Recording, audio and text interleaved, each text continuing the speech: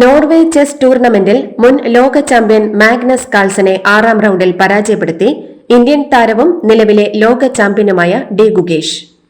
Classical ഫോർമാറ്റിൽ കാൾസനെ ഇതാദ്യമായാണ് Gukesh തോൽപ്പിക്കുന്നത്.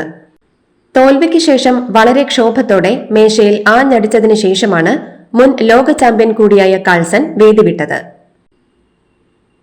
IPL 18ാം സീസണിലെ നാളെ നടക്കുന്ന ഫൈനലിൽ റോയൽ ചാലഞ്ചേഴ്സ് ബാംഗ്ലൂരും പഞ്ചാബ് കിങ്സും ഏറ്റുമുട്ടും.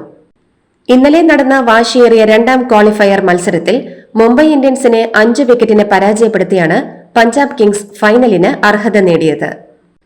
മഴ മൂലം 2.5 മണിക്കൂർ വൈകി ആരംഭിച്ച മത്സരത്തിൽ ടോസ് നഷ്ടപ്പെട്ട് ബാറ്റിംഗിനിറങ്ങിയ മുംബൈ 44 റൺസ് വീതമെടുത്ത സൂര്യകുമാർ യാദവിന്റെയും തിലക് വർമ്മയുടെയും 38 റൺസെടുത്ത ജോണി ബെയർസ്റ്റോയുടെയും മികവിൽ 6 വിക്കറ്റ് നഷ്ടത്തിൽ 203 റൺസെടുത്തു. മറുപടി ബാറ്റിംഗിനിറങ്ങിയ പഞ്ചാബ് 41 പന്തിൽ പുറത്താകാതെ 87 റൺസെടുത്ത ശ്രേയസ് അയ്യരുടെയും 48 റൺസെടുത്ത നെഹാൽ വധേരയുടെയും 38 റൺസെടുത്ത ജോഷ് ഇംഗ്ലീസിന്റെയും മികവിൽ 19 ഓവറിൽ 5 വിക്കറ്റ് നഷ്ടത്തിൽ വിജയലക്ഷ്യത്തിൽ എത്തി.